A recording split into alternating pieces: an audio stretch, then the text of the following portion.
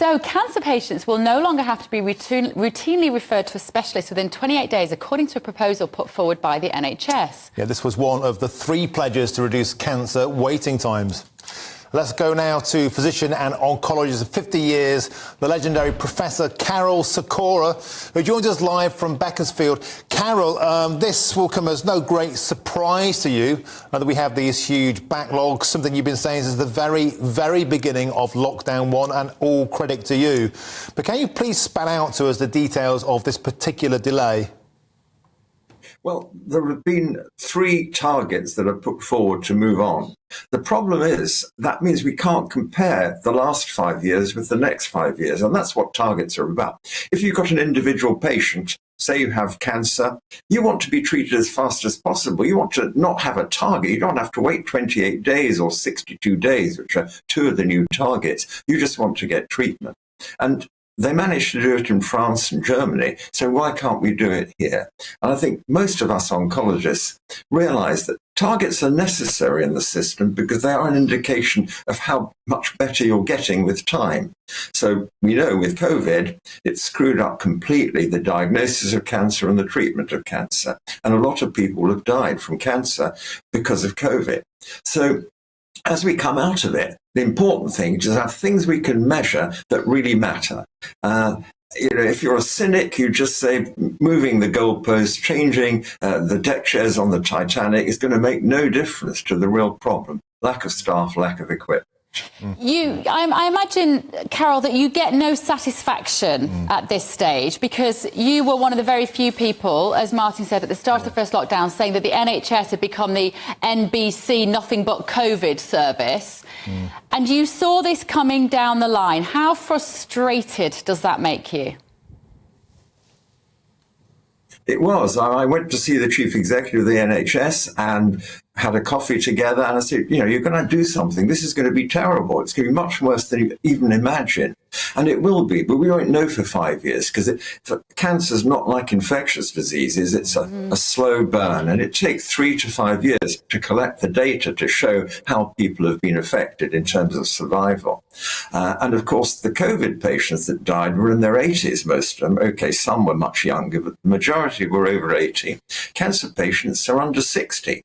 So you're swapping one set of deaths for another, and no action was taken. It was sort of too difficult at the time. So, Karol, is this announcement today a basic, tangible sign that the government has completely failed on its pledges to cut NHS waiting lists for cancer? And secondly, something we talk about a lot is a more nimble service, a more joined-up service between the public and the private sector. Is that something that you would like to see to help reduce that backlog? I think it's the only way forward. I mean, we've got a backlog of 7.47 million, I read this morning, people waiting for something. Now, that's not cancer, but some cancer patients are in that backlog. They're sitting there, not diagnosed yet. So we've got to get that through. And I think we've got to take it much more seriously, this backlog. Rather like the COVID vaccine program. That was an amazing piece of logistics for politicians, for NHS, for the administration. They got it going. Everybody got on my smartphone. I've got the batch numbers of my vaccines and so on. Where else in the NHS can you get something like that? You can't make an appointment with your GP on your phone without speaking to someone that's on the whole pretty rude to you.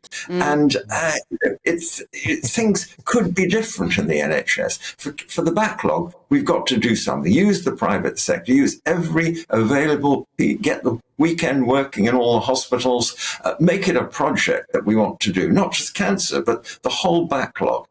It'll be handed over to the next government with the backlog still there, and it'll go on for 5 years if we don't do something now. So to some extent, Karol, we think this is a way of cooking the books, isn't it, in terms of the figures? So it all gets a little bit obfuscated and nobody can really look back and say whether the NHS won or lost this particular battle with cancer.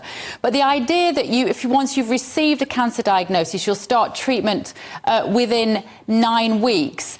That must be the most incredibly tense 9 weeks for people. And also, how much damage can certain cancers do within 9 weeks if you let the disease have a run on someone, have a head start? You know, the target is laughable. When you go to Europe and you present at meetings, they come up to you, my colleagues in Paris and in Rome, and say, this 62-day wait, why do patients that know they've got cancer have to wait either 28 days or 62 days? It makes no sense to us. And the reason is, the system, it does sort of have the capacity, but it's lost in a bureaucracy. People go round and round in it. We've got to change it. We've got to streamline it. You know, budget airline streamlines the way you book, you check in baggage, all that sort of stuff. The NHS could do the same. It's got the capabilities, but it doesn't. And it's service users. You're not a customer. That's the problem. We've got to get to a customer age where you are a customer of healthcare and you're in charge. OK, Professor Karol Sikora, thank you so much for joining us.